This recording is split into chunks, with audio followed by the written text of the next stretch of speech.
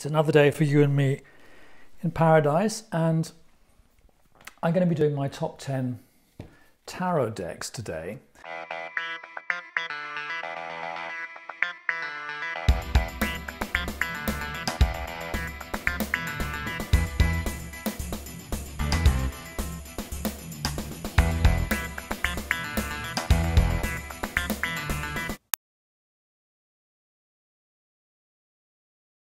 Actually, there's going to be 11, but one of them doesn't really count. So I'm calling it a top 10. I think I can do that legitimately.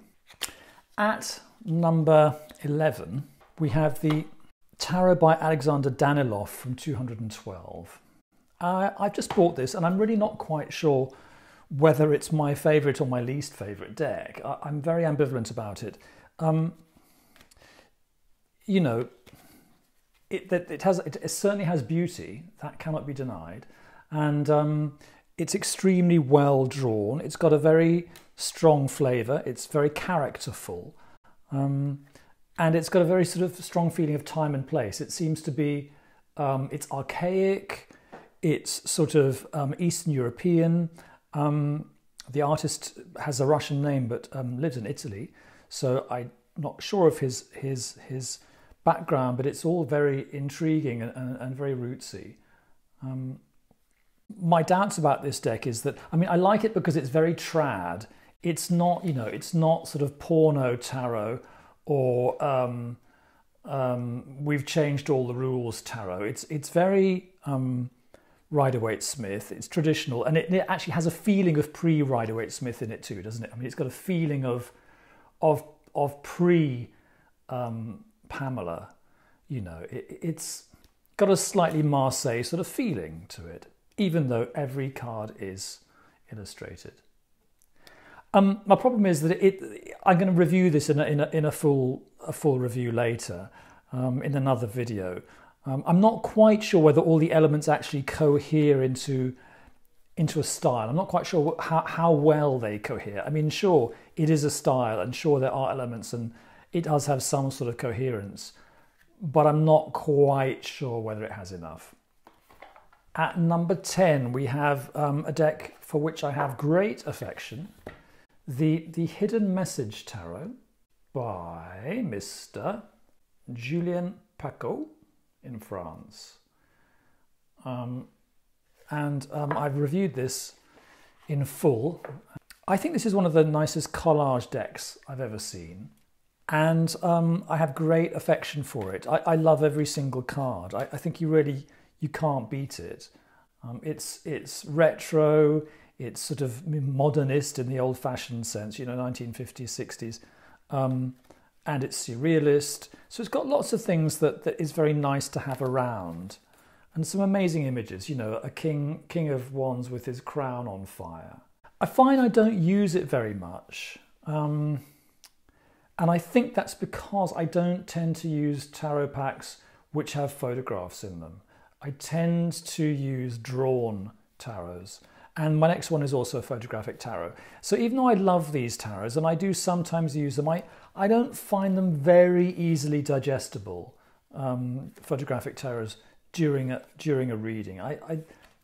It doesn't entirely flow for me. It's a bit too jagged. And the way these images have been sort of assembled in this rather thrown together in a rather Dadaistic way, which artistically is tippity top, but it causes a kind of dissonance in my mind, which I'm not quite sure I want to deal with when I'm reading, because I find reading is it requires a lot of brain power at the best of times. So anyway, that's the Hidden Message Tarot by Julien Pacaud. Very, very nice. It has a special place in my heart. At number 9, the Ghetto Tarot by Alice Smeets. Again, a huge favourite, and actually huge. I mean, they're big cards. I've complained about this before. They're big cards and they're in a big box. The box is even bigger than the big cards. Great little white book. Alice Smeets is a great tarotist. She knows her stuff. Very thoughtful. Very nice book there if you want to work with a little white book. And here are the cards. A bit unwieldy. That doesn't matter for me. I've got big hands. I don't care. I will shuffle big cards if I have to. So yeah, this is a ravishing, ravishing project by Alice Smeets and a local Haitian art collective called Artis Resistance. And as you can see, she and the artists of Haiti have reenacted the Rider-Waite-Smith deck, you know, frame by frame. And it's absolutely gorgeous. As I said, you know, commenting on the Hidden Message Tarot, I find that much that I adore these packs, I don't use photographic decks to read with so much. I find that it's almost like there's one step of alienation between me and the images. I can see the images, but they're not quite abstract enough. They're being enacted by actors. And I think it's completely magical. And I think I would recommend this deck to anybody. And I think the fact that I don't read with it is just very, you know, very idiosyncratic. It's just my personal stuff about performance and theatre and photography and so forth. It is not quite ideal for me to go into that, you know, that dreamy oracular space. But a fantastic deck, a great collector's item, and very nicely printed. At number 8, the Golden Art Nouveau Tarot. Now this is a sort of a gorgeous sort of pop art project in the sense of popular. I mean, I don't mean it's done by Roy Lichtenstein and Andy Warhol. I mean, it's kind of like, it's folk stuff, isn't it? I mean, it's to be brutal, it's a bit kitsch. It's neo Art Deco and it's gilded in gold, and it's a rehash of the Rider-Waite-Smith with a little bit more kind of expertise in the draftsmanship, maybe a bit more time. Poor Pamela didn't have very much time to spend on the original, and she probably wasn't very well paid anyway. So tarotists these days have probably got a bit more time to spend. Now, I like this because it's sort of dripping with gold, and I'm a Leo, and sometimes I need my life to have a bit of gold in it. I find it cluttered. It's not my favourite deck, and I don't reach for it all that much. I mean, look at that. It's great. It's magnificent, but it's magnificently cluttered. I would like there to be, you know, a little bit more space somewhere in the images for the eye to rest. But as you can see, every single bit of space has been taken up either with Art Nouveau tendrils or with the gilding, and even the gilding has got a kind of like a sort of hammered patterns hammered into it. So, you know, it's for a very specific mood, isn't it, this kind of thing? But none the worse for that. So if you're a fan of gold and Art Nouveau, then I think the Golden Art Nouveau Tarot is probably your one. And it's, you know, it's cheap as chips, really, isn't it? I think it's a US game system one.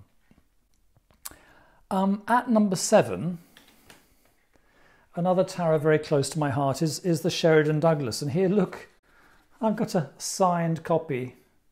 So the nerd in me is very pleased about that. Sheridan Douglas is a collaboration between Alfred Douglas and his son-in-law, David Sheridan. Alfred Douglas wrote a book called The Tarot in the 70s, which is the book with which I learnt tarot. And he got his son-in-law to illustrate it. So David Sheridan did 78 new pictures, and they're not, I mean, they are Rider-Waite-Smith broadly speaking, but they're not carbon copies of the Rider-Waite-Smith by any means. They are retellings of the meanings which Pamela Coleman Smith decided on when she sort of like very much, you know, got the minor arcana together, got it up and running. And here, for example, is the Three of Batons. And this is a card where it diverges from Pamela's ideas. And we have a dolphin here, and we have a ship with 3 masts on it. So it's you know, it's the card of my ship's coming in, the card of enterprise. Same meaning, but different ways of expressing those meanings. Some people find these cards incredibly ugly. I like it that the colours are really mad. Sometimes the colours don't quite work. Sometimes they're rich without quite enough contrast between the rich colours. And sometimes I get a little bit annoyed by the reimagining of the images. Like here we have the 3 of Cups, and we have 2 peacocks with 3 eggs. It feels like a 2 to me. But anyway, Sheridan Douglas, hugely recommended, and like very, very thick cards. They're like beer mats. Look at that. Look at that. So rush out and get yourself a copy of that if you can. I think it's a reprint, but it's a small family firm does these, and I think that it's arguable that they will be a collector's item one day. Okay, next up, the super fabulous International Icon Tarot. Now, this is one of the prettiest modern tarots, modernist tarots you can find. And it's very refreshing if you want to see different colours going down. It's more tasteful, I would say, than the Sheridan Douglas. The colours are more felicitous, and everything's rather gorgeous. It all looks a bit like, you know, the way they used to design churches in the 1950s and 60s. This way of taking spiritual imagery and making it hyper modern, which in the case of churches can be a bit tiresome. But here is great fun, and I think this is a very modern, you know, take on modernism. So it's a bit ironic, isn't it? But it's great fun. I've reviewed this before. I love it. I use it sometimes.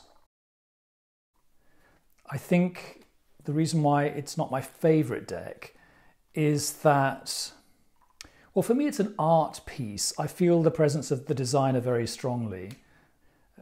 I think I feel the irony in it quite strongly.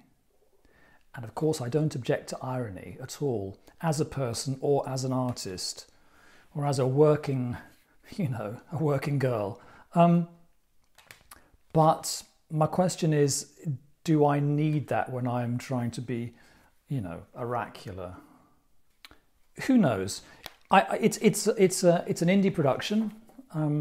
Again, probably going to be a collector's item. So it is very, very highly recommended. It's a hot tip. It's not very widely known. It's not a tarot that every old tarot reader has. So if you want that chicness of using a tarot that's a little bit unusual, then the International Icon Tarot may be for you. And there's a full review of it, you know, in my playlist. At number 5, the Aquarian Tarot. Now, the Aquarian Tarot is very important to me because it was my first ever tarot. And this deck is, you know, I bought it, you know, back when dinosaurs were still roaming the earth. And you can see, well, maybe you can't see, but these cards are a little bit brown around the edges, and they're very, very old and venerable, and they're absolutely lovely. Designed by a guy called David Palladini, who then went on to design another deck, which is so much less good, you can't believe. And there's something about, you know, the style that comes from working within one's limitations. Obviously a young designer here working within his limitations and really making the best of it. It's from the late 70s when the craze for the Deco revival was still going strong, and I think that's really what's so charming about it, is that it's really almost like an Art Deco deck. It's a neo-Deco deck. It's great on the minor arcana. The major arcana, he's let himself go so much that really the major arcana is fairly nonsensical in parts. You know, the temperance card, the sun, the strength card, that they're not really very accurate in terms of tarot, traditional tarot imagery. They're just pretty, ladies and gentlemen. I mean, that, as I've said before, it looks like something out of the Derry and Tom's roof garden in 1975. But we love that sort of thing. So I find it great to read with, this one, because it's extremely gentle, extremely mild, and it's very flat. For me, they work as icons. The court cards are not brilliant in tarot terms. They don't have very much imagery in them. They don't have very much symbolism in them. But I find them very, very lovable and very relatable too. It's a comfortable deck. It's like a warm cup of cocoa. There you are. And so it also comes in a reduced size in a tin these days. So what's not to like? I might even get the tinned version one day. Next up, ladies and gentlemen, the Albano Waite, which I keep in a box where some very nice lemon-scented soap came from Italy, from Tuscany. And so the card smells strongly of lemon soap. This is a sort of semi-vintage reprint from the 90s, from Germany. And it's on slightly nicer cardstock than the current reprint from US Game System. So it's a bit of a triumph. I got it on eBay.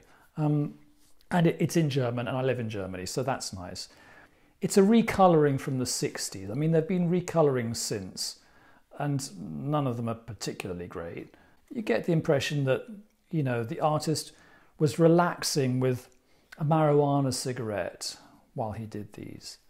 And if you find, I mean, for me, Rider-Waite-Smith is the tarot, if you like, the tarot, the original tarot for modern tarot reading. If you tire of those colours, which heaven knows you might, this is a nice one to go for because it doesn't respect the colours at all. It changes them. Mr. Albano, who did this, he insisted that the colours that he used were you know, the colours that Pamela wanted, but I think that's absolute nonsense. Later research seems to contradict that. But look, you know, yellow and purple, it's absolutely fabulous what he does. It's a bit muddy, and I mean, I thought it was the reproduction that was muddy, but I suspect the original was muddy anyway. So unless you're prepared to pay £400 and get an original from the 60s, it's going to be a slightly muddy deck. But the colours, you don't have that slightly wishy-washy lemon yellowy thing that you have in the Rider-Waite-Smith, and it's refreshing and it's more earthy. It's more earthed than the normal Rider-Waite-Smith.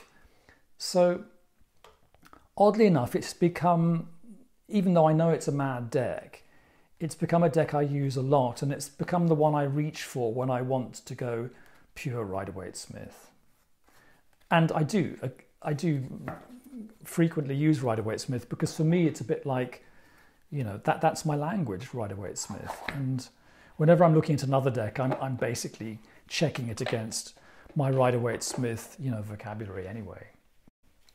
At number 3, getting exciting, isn't it? It's the Morgan Greer. And here, ladies and gentlemen, big triumph. I think I've reviewed this. It's an original Morgan Greer, which is from the 80s, I believe. And I got this relatively cheaply on eBay. Lovely, lovely cardstock, lovely rich blue on the back. And I mean, I've talked about these cards a lot, but they are gorgeous. I've got these in the modern reduced size in a tin as well. They're slightly dark. It may be because they have the patina of many years upon them. And because they're slightly dark, I actually now probably only use them for daytime readings. I did a very stressful, very long, multiple reading gig at a party the other day. It wasn't stressful. It was just hard work. It involved a lot of concentration, and that was by, you know, artificial light in the evening. And I found that this gorgeous Morgan Greer deck, the images were a bit dark. You know, I look at this, it is a bit dark. I needed by that time to keep my brain really awake But by daylight, you know, what's not to like? I commented to one of the ladies at the party, you know, and the men in this deck, they're so sexy. And she is a modern lady, and she quite rightly said, well, sexy to you perhaps. I think it's from the golden age of gay men, isn't it, this tarot really? And so, you know, if you're queer, you like that sort of thing. But if you're a normal lady, you probably like something a bit more modern. Anyway, super highly recommended, and coasting in at number 3. Okay, ladies and gentlemen, oddly enough, at number 2 is probably my favourite deck, because number 1 isn't really a deck. It's the amazingly lovely Occultati Tarot. There you are, by Radomil Boguslavsky, and it's brought out by the Scarlet Imprint publishing firm. It's a limited edition of 900 copies. Each one is numbered, and I lingered over this for many years. I couldn't quite decide whether it was too much or whether I loved it. It wasn't amazingly expensive. I mean, I didn't pay for postage. It cost me £55, which is about 60 euros. And considering it's, you know, considering it's a thing of great beauty, it's not such a price to pay. I was worried, I think, that there was too much in the images and that I was going to get confused. Then last time I was in London, I went to Watkins and I had another look at it, and I realised, you know, it's just too extraordinary, and I can't say no to it. And I find I can read with it. I'm going to do a full review of this. It deserves the best, this deck. It's extraordinary. The cards are huge. They're much too big. I mean, if I didn't have such gorgeous large hands, I wouldn't be able to shuffle. I mean, you can't really shuffle with these at all. You have to shuffle that way. And then you have to, what I do is I shuffle 2/3 of the pack, and then I shuffle the other third into the third of the other 2/3, and it goes on like that. It's a great palaver, but it's worth it. I was worried that the major arcana were a bit too dark and a bit too monochrome, but you know, it's just you enter into this guy's universe and you don't really complain because there's nothing else like it. And I have seen a lot of decks, and I've seen lots of very sophisticated decks, a lot of very aesthetic decks, a lot of queer decks and so forth, but this is just on a different level. There must be other decks as wonderful as this in the world, but I haven't seen them yet. So this is really my favourite deck. I would love there to be a smaller version of this, either in tarot size or even in bridge size. But there isn't. But I've got one of these. And there's only about 3 or 4 of them left in Watkins. So if you're tempted, run to Watkins and get it. That is the sensational Oculi Occultati deck. That is my current favourite. And I have been reading with it, and I find it great to read with. You just need a big, big table, ladies and gentlemen. So at number 1, and I'm not really blowing my own trumpet here, but it's number 1 for a reason, and it's my personal colouring in of the Rider-Waite Smith. And you probably, if you follow me at all, you probably know that I colour in the Rider-Waite Smith. You know, I have these templates from online, and I sit there like a nerd and I colour them in like that. And then I take them to the photocopy shop and I reduce them, and then I cut them out and I put round corners on them. And the reason I do this is because that way you spend hours and hours and hours and hours staring at your tarot cards, and that's the way you really get to know them, and you discover hidden things, especially in the Rider-Waite Smith. Pamela Coleman Smith has actually hidden little secret messages in the Rider-Waite Smith, which you will only really find if you give it that amount of attention. And you really, really get close to the artist if you do that. And you realise how much she really, I think, had a hand in kind of creating modern tarot, especially the minor arcana. So as you can see, I've been a bit naughty. I've added splashes of pink, and in some of my designs I make it less yellow. I make the skies a bit more blue if I feel like it. And you know, if you're colouring it in yourself, you get more accuracy of colour than you will get in any iteration of the Rider-Waite Smith. So this deck is not finished yet. Either I will do it in the photocopy shop like the Major Arcana here, or I will scan them and send them to a card making company, which is not terribly expensive, and they print to order. They'll do you one copy of your deck, and I might do that. And once I finish that, it will be my go-to deck, because that's the deck into which I have poured so much time and energy. So that's it's called Farrah Tarrah, by the way, and it's not going to be commercially available, because if I sold it, I'd probably go to prison, wouldn't I? But that's Farrah Tarrah, and I have to say that's number one. It's the most it's the deck which is the most loaded with my own energy. So hope you've enjoyed this video. If you haven't, I hope you enjoy another video made by someone else. Okay, lots of love. Bye.